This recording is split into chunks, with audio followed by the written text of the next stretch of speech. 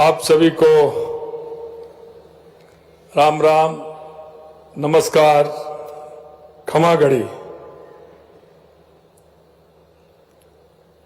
आज प्रवासी राजस्थान दिवस 2025 के अवसर पर हमारे बीच में माननीय राज्यपाल राजस्थान आदरणीय श्री हरिभाऊ किशनराव बागड़े जी, हमारे अपने ही माननीय राज्यपाल पंजाब आदरणीय श्री गुलाब चंद कटारिया जी, हमारे बीच में हमारे केंद्रीय वाणिज्य एवं उद्योग मंत्री श्री पीयूष गोयल जी, केंद्रीय पर्यावरण वन एवं जलवायु मंत्री श्री भूपेंद्र यादव जी, केंद्रीय जल शक्ति मंत्री श्री CR पाटिल साहब, केंद्रीय कृषि एवं कल्याण राज्य मंत्री भागीरथ चौधरी जी, विधानसभा के हमारे अध्यक्ष वासुदेव देवनानी जी, हमारी पार्टी के प्रदेश अध्यक्ष और सांसद मदन राठौड़ जी, कैबिनेट में हमारी उप मुख्यमंत्री दिया कुमारी जी, उप मुख्यमंत्री प्रेमचंद बैरवा जी, सभी हमारे मंत्रिमंडल के साथीगण, वेदांता ग्रुप के अनिल अग्रवाल जी, टाटा पावर से परवीर सिन्हा जी, आनंद ग्रुप से अंजलि जी, JK सीमेंट से माधव सिंघानिया जी, हिंदुस्तान जिंक से प्रिया अग्रवाल जी, AU बैंक से संजय अग्रवाल जी, महिंद्रा लाइफ से अमित कुमार सिन्हा जी, श्री सीमेंट से नीरज आकोरी जी, बंडर सीमेंट से अशोक पाटनी जी, और राजस्थान के वो प्रवासी भाई जो पूरे देश और दुनिया में जिन्होंने राजस्थान की संस्कृति, राजस्थान की मिट्टी की खुशबू फैला रखी है, ऐसे मेरे सभी प्रवासी राजस्थानी भाई बहनों को मैं राजस्थान और जयपुर में पधारने पर आप सभी का अभिनंदन करता हूं, वंदन करता हूं, आप सभी को मैं प्रणाम करता हूं। आज प्रवासी राजस्थानी दिवस 2025 के इस अवसर पर मेरा दिल गर्मजोशी और गर्व से भरा हुआ है, क्योंकि मैं आप सभी को आपके अपने प्रदेश में यानी राजस्थान में स्वागत कर रहा हूं। यह समारोह सिर्फ एक आयोजन नहीं है, यह हमारी संस्कृति और विरासत का मिलन है। राजस्थान की उपलब्धियों को साझा करने का और विकास में भागीदारी बनने का उत्सव है। पिछले साल देश के यशस्वी प्रधानमंत्री नरेंद्र मोदी जी के नेतृत्व में सरकार के पहले साल में ही rising Rajasthan global investment summit हमने किया था। देश और दुनिया में रहने वाले प्रवासी राजस्थानियों को एक मंच पर हमारा लाने का प्रयास था। मुझे गर्व है कि मेरे राजस्थानी भाई और बहन दुनिया में कहीं भी हो, वो यहां की मिट्टी से आज भी जुड़े हुए हैं। इसलिए मैं आपका अभिनंदन करता हूं। देश और दुनिया में आपने जो राजस्थान का मान बढ़ाया है, उसके लिए भी मैं आपका अभिवादन करता हूं।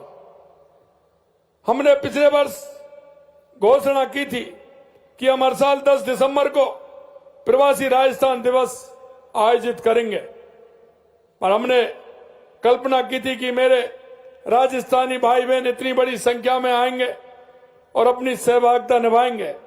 लेकिन आज प्रथम प्रवासी राजस्थानी दिवस समारोह में आपकी गर्मामयी उपस्थिति हमें गौरवान्वित कर रही है कि इतनी बड़ी संख्या में आप सभी लोग पधारे हैं।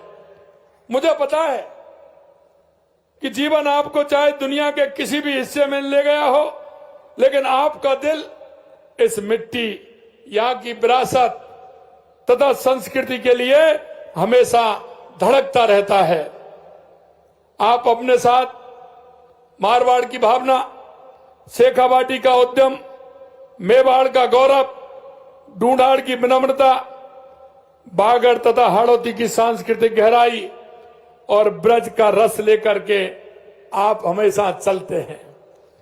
आपने अपनी जड़ों, अपनी परंपराओं, राजस्थान के साथ अपने भावनात्मक जुड़ाव को बनाए रखते हुए उद्योग, व्यापार, संस्थान, ग्लोबल नेटवर्क खड़े किए हैं। राजस्थान के लिए आप मेहमान नहीं हैं, आप तो राजस्थान के अपने हैं। आप राजस्थान के विकास में भागीदारी, साझेदारी और हमारी पहचान के प्रेरणा हैं। मैंने कोलकाता, सूरत और हैदराबाद जैसी जगहों पर प्रवासी भाई और बहनों का राजस्थान के प्रति असाधारण लगाव देखा। वहां मैंने आपका गर्मजोशी भरा जो आपने स्वागत किया वो भी देखा। मैंने कहा आपसे कि समय निकाल करके आप आइए, जयपुर में अपने घर में, अपनी जन्मभूमि में आइए, और आप आए हैं। मैं निश्चित रूप से कृतज्ञ हुआ हूं। पिछले साल हमने ये भी घोषणा की थी कि प्रवासी राजस्थान के लिए एक विभाग बनाएंगे और एक विशेष नीति लाएंगे जो आपके हितों को ख्याल रखेगी। मेरे भाई और बहनों, मैं आपसे इतना कहना चाहता हूं कि मेरे को पिछले दिनों राजस्थान के लिए देश के विभिन्न प्रदेशों में भी जाने का अवसर मिला और दुनिया के कई देशों में जाने का अवसर भी मिला। जब मैंने देखा कि हमारा प्रवासी राजस्थानी भाई जिस तरह से अपनी मेहनत से, अपनी ईमानदारी से, जिस तरह से उसने काम किया है और राजस्थान का नाम रोशन किया है, हमारे मन में यह बात थी कि क्यों ना हमको, आप सभी को एक मंच पर ला करके, क्योंकि आपने जहां कर्म भूमि में अपना उद्योग बढ़ाया है, क्यों ना आप राजस्थान के अंदर भी अपना कोई उद्योग बढ़ाएं और अपनी मिट्टी के प्रति जो आपका लगाव है उस लगाव को और बढ़ाएं। राष्ट्रीय और अंतर्राष्ट्रीय प्रवासी राजस्थानी मामलात विभाग का गठन जो जैसा हमने कहा वो हमने कर दिया है, क्योंकि हमने आपसे वायदा किया था कि राजस्थानी प्रवासियों को किसी भी प्रकार की कोई समस्या नहीं हो, उन्हें किसी प्रकार की कोई दिक्कत नहीं हो, वो भी हमने किया है। ये विभाग प्रवासी राजस्थान और राजस्थान सरकार के बीच संवाद, सहयोग के लिए एक सशक्त मंच उपलब्ध कराएगा, जिससे प्रवासियों को अपनी मातृभूमि से जुड़ाव और मजबूती होगी। मेरे भाइयों, हमारा मकसद है कि आप दुनिया में कहीं भी रहें, लेकिन आपको अपने प्रदेश में दूरी महसूस ना हो, यहाँ आपको किसी भी तरह की परेशानी ना हो, आपका हर काम आसानी से हो। हमने आपसे किए हुए वादे के अनुरूप प्रवासी राजस्थानी नीति भी तैयार की है, जिसे आज हम लॉन्च किया जा रहा है।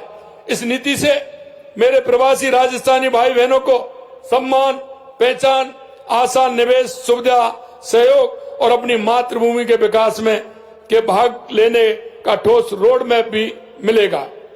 भाइयों बहनों, आपका अनुभव, आपकी समझ, आपका नेटवर्क राज्य के लिए बहुत मूल्यवान है। मैं एक बात यह भी कहना चाहता हूं कि मां को कभी नहीं भूलते, मां अपने बच्चों को कभी नहीं भूलती और बच्चे अपनी मां को कभी नहीं भूलते। आपकी मातृभूमि आपको सिर्फ आने का नहीं बल्कि इसकी समृद्धि का हिस्सा बनने और अपना योगदान देने के लिए आमंत्रित कर रही है।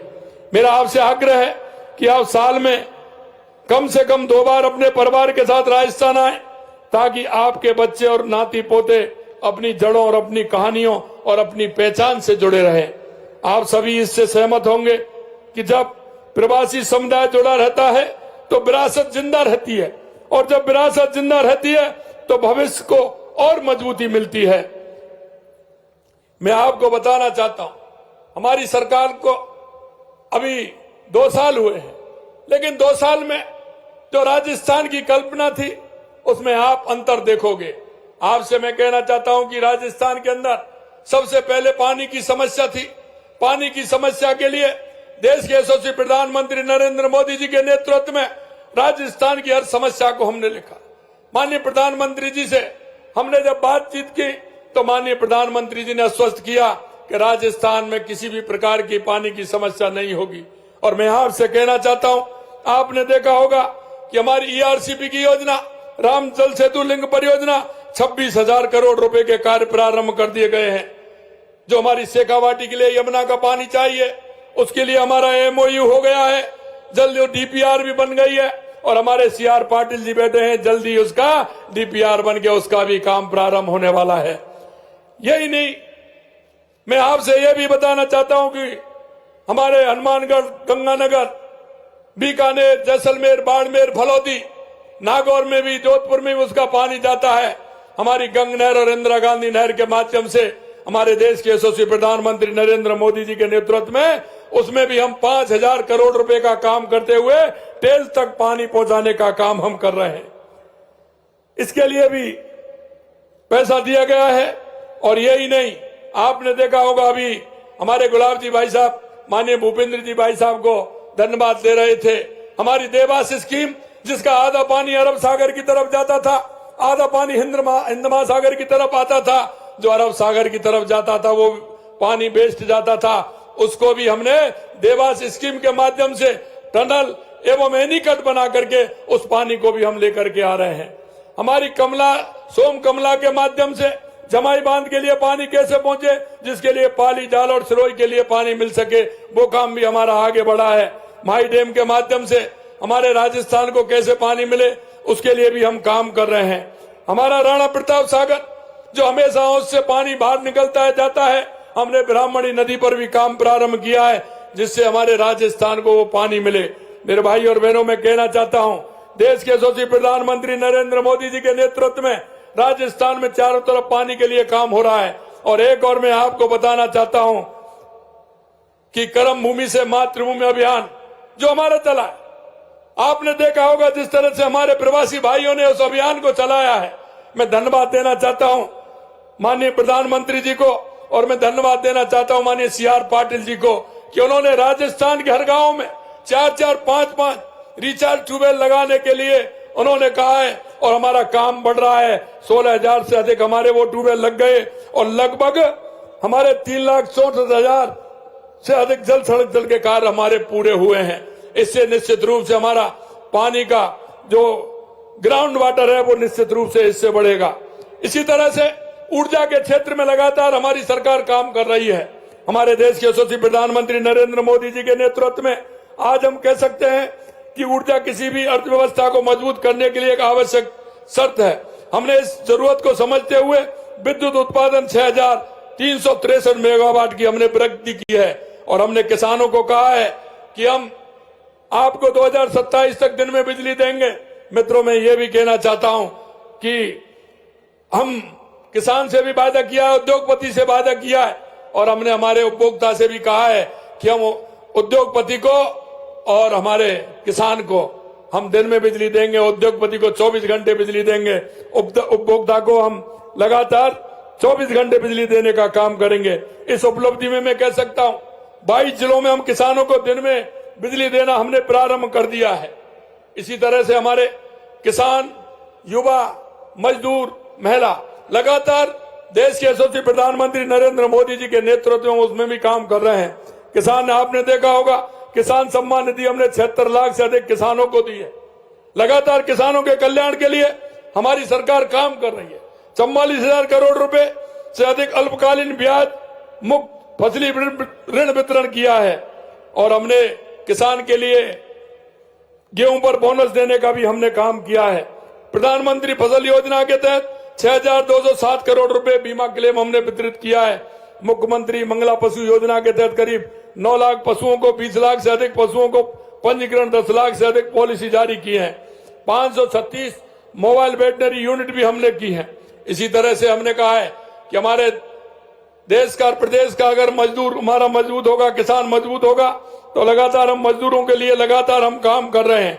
और मैं आपसे कहना चाहता हूं कि जिस तरह से महिलाओं के लिए हमने काम किया है, हम लखपति महिला के लिए भी लगातार हमारी सरकार काम कर रही है।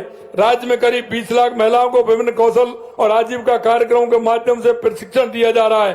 प्रधानमंत्री मातृ वंदन योजना के अंतर्गत 10 लाख महिलाओं को लाभान्वित किया गया है। नारी शक्ति को विकसित भारत के केंद्र में रखा जा रहा है, इसलिए हमारी सरकार ने मातृत्व से लेकर के शिक्षा आजीविका के काम को लेकर के भी हम आगे बढ़े और ठोस कदम उठाए हैं। इन्हीं प्रयासों का परिणाम है कि 12 लाख से अधिक महिलाएं लखपति दीदी बनी हैं। राजस्थान की हर बेटी लाड़ो योजना के अंतर्गत हमने 1 लाख रुपए से बढ़ा करके 1.5 लाख रुपए किया है। अगर मैं राजस्थान के युवाओं की बात करूं तो हमने राजस्थान के युवाओं को जिस तरह से हमारी सरकार ने 2 साल के अंदर किया है, पहले हम देखते थे युवा खून के आंसू रोता था, पेपर लीक हो जाते थे। हमने युवाओं को विश्वास दिलाया था कि हमको किसी भी तरह की आपको परेशानी नहीं आएगी। हाँ, आज तक आप देख सकते हैं 2 साल के अंदर एक भी पेपर लीक नहीं हुआ है। ये युवाओं के प्रति जितना हमारा काम है। हमने कहा युवाओं को 4 लाख सरकारी नौकरी देंगे, हमने 92,000 नौकरी दे दी है। 1,56,000 पाइपलाइन के अंदर है। आगे आने वाले समय में और भी वैकेंसी निकाल रहे हैं और इसी महीने में लगभग 20,000 नियुक्ति पत्र हम और देने जा रहे हैं। इसलिए हम कहते हैं कि युवाओं के भविष्य के लिए हम लगातार काम कर रहे हैं। 3,30,000 से अधिक युवाओं को कौशल प्रशिक्षण दिया गया है और हम युवाओं के लिए नीति भी लेकर के आ रहे हैं। जैसा हमारे अनिल अग्रवाल जी ने कहा था कि हम 2 करोड़ से लेकर के 100 करोड़ तक हमारा युवा काम कर सकता है। हमें उसी मापदंड को देखते हुए युवाओं के लिए नीति लेकर के आ रहे हैं। युवा मिलकर के भी उद्योग लगा सकते हैं, युवा इंडिविजुअल भी अपना कोई ना कोई इकाई डाल सकते हैं, उसके लिए भी हमारी सरकार काम कर रही है। हमने पिछले 2 वर्षों में राजस्थान ने तीव्र औद्योगिक विकास के दौर में कदम रखा है, जहां निवेश के लिए वायदे और समझौते तेजी पर धरातल से उतर रहे हैं। आपने देखा होगा राजिंग राजस्थान हमने पहली बार किया, उसमें 35 लाख करोड़ रुपए के हमारे एमओयू हुए थे। 8 लाख करोड़ रुपए से अधिक के प्रोजेक्ट धरातल पर उतर गए हैं। ये भी हम कहना चाहते हैं। इनके माध्यम से जो बड़े बड़े उद्योग हैं, जिसके साथ छोटे उद्योग लगने वाले हैं, हमने कहा है हमारे युवाओं को स्किल डेवलपमेंट के माध्यम से हमारे उन युवाओं को भी रोजगार मिले। और मैं युवाओं से भी आह्वान करना चाहता हूं कि आप नौकरी लेने वाले नहीं, आप नौकरी देने वाले मिलिए, क्योंकि राजस्थान के अंदर अभी बहुत पोटेंशियल है। हर क्षेत्र में राजस्थान के अंदर काम करने की आवश्यकता है। हमारा कोई सा भी क्षेत्र हो, शिक्षा का हो, चिकित्सा का हो, पर्यटन का क्षेत्र हो, अगर हम पर्यटन में कहें तो राजस्थान से निराला कोई प्रदेश नहीं है। राजस्थान से निराला कोई प्रदेश नहीं है। हमारा डेजर्ट हो, हमारी झीलें हो, हमारे अभ्यारण्य हो, आप कहीं भी देख सकते हैं। हमारे बड़े बड़े किले हो, हमारे बड़े बड़े महल हैं, हमारे शेखावाटी की हवेलियां हैं। मैं मित्रों कहना चाहता हूं, कोई व्यक्ति अगर घूमने जाता है तो उसको एक पर्टिकुलर कोई जगह जाना पड़ता है और कुछ ना कुछ एक ही देखना पड़ता है। लेकिन मैं राजस्थान में कहना चाहता हूं कि अगर कोई व्यक्ति राजस्थान आएगा, वो एक टिकट में कम से कम 4 और 5 फिल्म देख करके जाएगा। हमारा ऐसा राजस्थान है, ये ऐसा राजस्थान है। अगर मैं मिनरल की बात करूं तो 85 प्रकार के मिनरल राजस्थान के अंदर निकलते हैं। 85 प्रकार के मिनरल राजस्थान के अंदर हैं। कोई मिनरल के क्षेत्र में भी काम करना चाहे तो उनसे भी आह्वान करना चाहता हूं। आज हमारा रिफाइनरी हमारी तैयार है। पेट्रोकेमिकल में अगर कोई आना चाहते हैं तो हमारा इंडस्ट्रियल एरिया तैयार हो गए। लगातार हम इंडस्ट्रियल एरिया तैयार कर रहे हैं। जिस क्षेत्र में आप चाहते हैं मां आपको उसमें जगह मिलेगी। इंडस्ट्रियल एरिया जहां जैसा चाहते हैं, क्या करना चाहते हैं, राजस्थान खुले दिल से आप सभी का स्वागत करता है, क्योंकि राजस्थान में अभी बहुत आवश्यकता है। आप अपना उद्योग लगाइए, राजस्थान के विकास में अपनी भूमिका निभाइए और अपना भी आर्थिक स्थिति मजबूत करेंगे, ऐसा मुझे कहना है। मित्रों, मैं ये भी कहना चाहता हूं कि हमारी सरकार ने, क्योंकि पहले जो सरकार होती थी वो मुंह देख करके, शकल देख करके काम करती थी, हम नीति से काम करते हैं। हमने, हमारी सरकार ने 24 से ज्यादा नीतियां लागू की हैं। आज भी हम कुछ और नीतियां लागू करने जा रहे हैं। मैं आपसे इतना कहूंगा कि एआई एवं एमएल नीति, सेमीकंडक्टर नीति, एरोस्पेस एंड डिफेंस जैसी नीतियां भी लाने जा रहे हैं। आपने देखा होगा कि लगातार हमारे एयरपोर्ट भी बढ़ रहे हैं। लगातार हम राजस्थान की दूरी को कम करने के लिए हमने 9 ग्रीन फील्ड मंजूर किए, जो हमारे ग्रीन फील्ड बनने वाले हैं। जिससे कि हमारा, आपने देखा, दिल्ली मुंबई कॉरिडोर हो या भारतमाला एक्सप्रेस हो, हमें उनसे जोड़ करके 9 ग्रीन फील्ड हम बना रहे हैं, जो लगातार जो हमारी राजस्थान की दूरी को कम करेंगे, उसके लिए भी हम काम कर रहे हैं। जहां एक और नीतिगत निर्णय लिए जा रहे हैं, वहीं दूसरी ओर धरातल पर कार्य को प्रगति देने के लिए ईज ऑफ डूइंग बिजनेस की दिशा में भी कदम उठाए गए हैं। राजस्थान को अपने ऑनलाइन पोर्टल राजनिवेश के कारण टॉप अचीवर स्टेट के तौर पर पहचान मिली है। राजनिवेश पोर्टल अब 19 विभागों से संबंधित 170 अनुमतियां समयबद्ध रूप से दिलवा रहा है। GIS best industries infrastructure mapping, digital land bank, e auction magazine, मजबूत सिंगल विंडो सिस्टम ने राजस्थान में उद्योग और व्यापार को बहुत आसान बना दिया है। आपको ये जानकर प्रसन्नता होगी कि MSME के लिए CT और CTO की अनुमति प्राप्त करने का समय 120 दिन से घटाकर सिर्फ 21 दिन कर दिया गया है, जबकि 877 तरह के उद्योगों को वाइट कैटेगरी में डाल दिया गया है ताकि उन्हें कंसेंट लेने की आवश्यकता ना हो। उद्योग और व्यापार तभी चल सकते हैं जब प्रदेश की कानून व्यवस्था अच्छी हो। आपको मैं ये जानकारी देना चाहता हूं कि 2 साल के अंदर राजस्थान में हमारी सरकार के 2 वर्ष के कार्यकाल में कुल अपराधों में 20% की कमी दर्ज की गई है। अगर मैं विभिन्न में अपराधों में बताऊं तो वो कई में 50% है, कई में 25% है, कई में 30% है, और महिला अत्याचार में हमारी 10% है। सभी को लेकर के लगातार हमारी सरकार काम कर रही है। गत 2 वर्ष में प्रदेश में इंफ्रास्ट्रक्चर डेवलपमेंट का काम तेजी से बढ़ा है। राज्य में 36,000 से अधिक किलोमीटर सड़कें, जैसा मैंने कहा, 25,000 करोड़ रुपए के निवेश किया गया है। जयपुर मेट्रो के नए चरण का काम शुरू होने जा रहा है।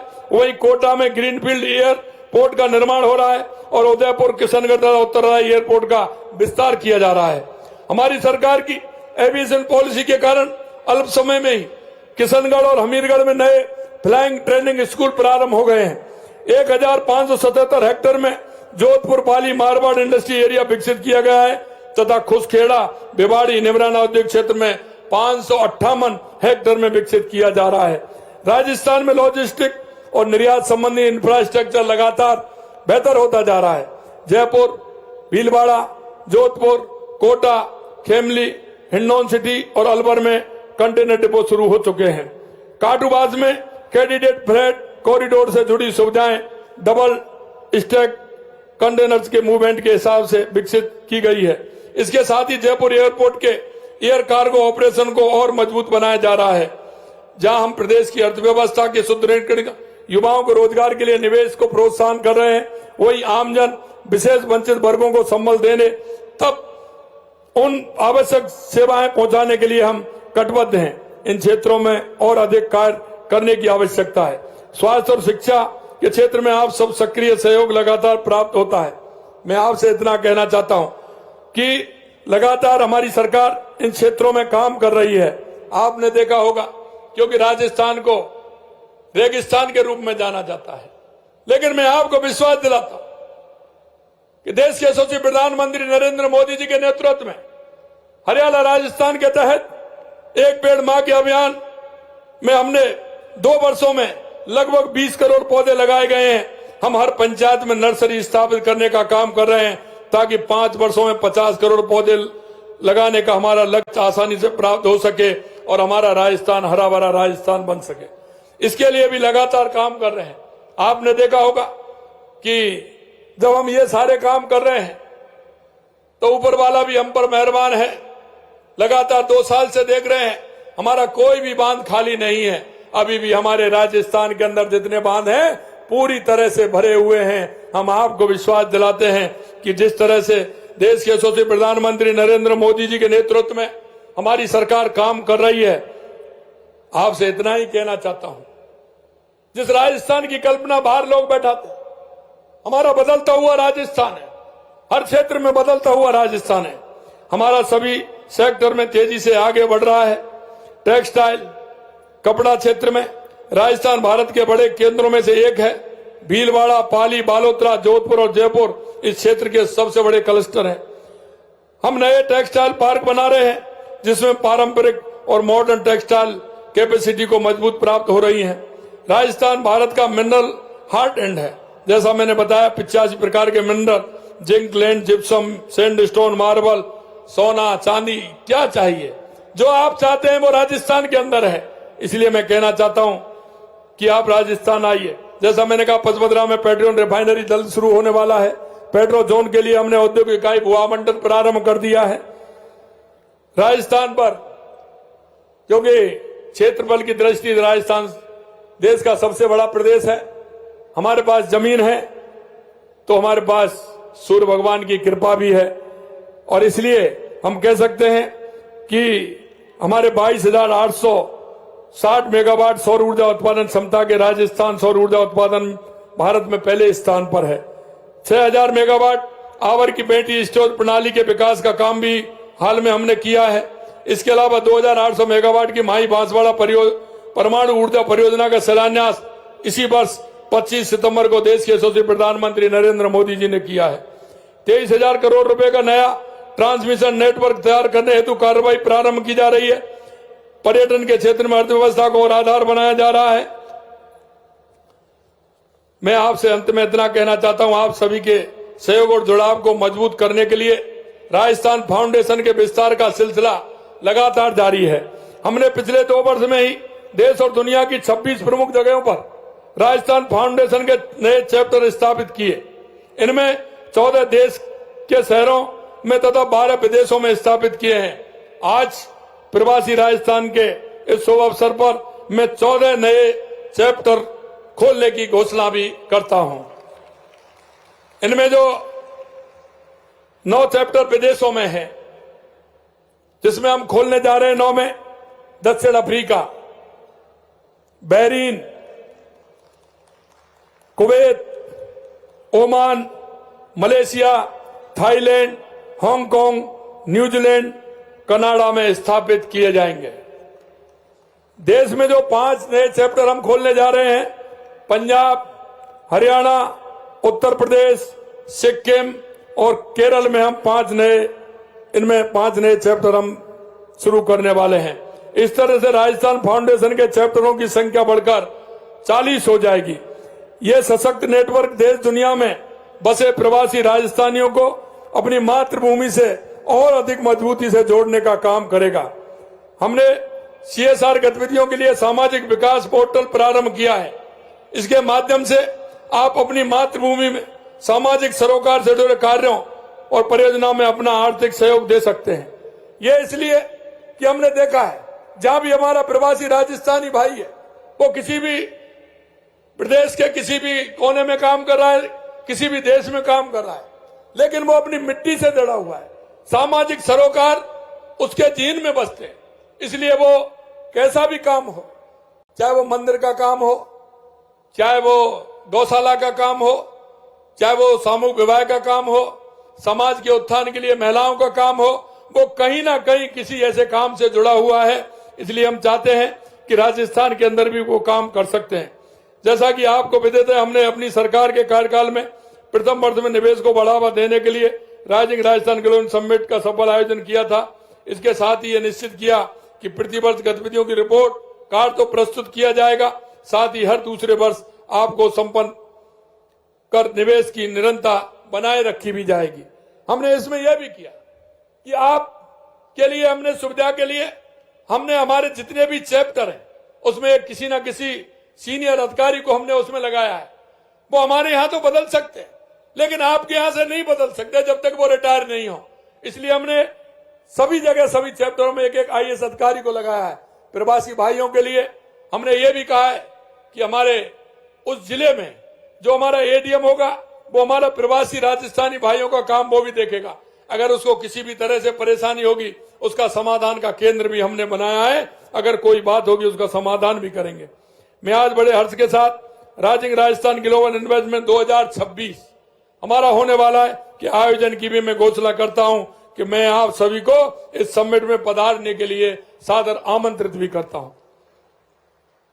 मित्रों, देश के यशस्वी प्रधानमंत्री नरेंद्र मोदी जी के नेतृत्व में देश विकसित भारत 2047 की ओर तेजी से आगे बढ़ रहा है और राजस्थान भी इसका एक अहम हिस्सा बनने जा रहा है। हम एक ऐसा राज्य बनाने की दिशा में काम कर रहे हैं जो औद्योगिक दृष्टि से मजबूत हो, सांस्कृतिक रूप से समृद्ध हो और भविष्य के लिए पूरी तरह तैयार हो। लेकिन इसके लिए राजस्थान के हर बेटे और बेटी की ताकत और प्रतिबद्धता चाहिए, खासकर उन लोगों की जिन्होंने इस धरती की भावना को दुनिया भर में पहुंचाने का काम किया है। आप लोगों के सहयोग से ही आपका प्रदेश, आपका राजस्थान इन लक्ष्य को प्राप्त कर सकेगा। आइए आज हम एक वादा करें कि हम सब मिलकर एक ऐसा राजस्थान बनाएंगे जो खुशहाल, आधुनिक और दुनिया भर में सम्मान पाने वाला राज्य हो। एक ऐसा राजस्थान जो माननीय मोदी जी के विकसित भारत के विजन में गर्व से योगदान दे सके। मैं आप सभी को प्रवासी राजस्थान दिवस 2025 पर अपने घर आने के लिए फिर से आप सभी को मैं धन्यवाद देता हूं और आपके सहयोग की अपेक्षा भी करता हूं। आप सभी को बहुत बहुत धन्यवाद। जय हिंद, जय भारत, जय राजस्थान। बहुत बहुत धन्यवाद माननीय मुख्यमंत्री जी। राजस्थान के फ्यूचर रेडी, सतत, न्याय संगत, समावेशी विकास की तरफ आपकी सोच, आपके विजन, मिशन और उसमें अपने प्रवासी राजस्थानियों को जोड़ने का, उन्हें हिस्सा बनाने की तरफ जो आपके अनेक नीतियां हैं, घोषणाएं हैं, वह हमारे साथ साझा करने के लिए, सभी को प्रोत्साहित करने के लिए बहुत बहुत धन्यवाद। तो जैसा आपने कहा, रेगिस्तान की भूमि में खुशहाली भी है, हरियाली भी है और राजस्थान पर्यावरणीय विकास के साथ संतुलित और सतत विकास को समर्पित है।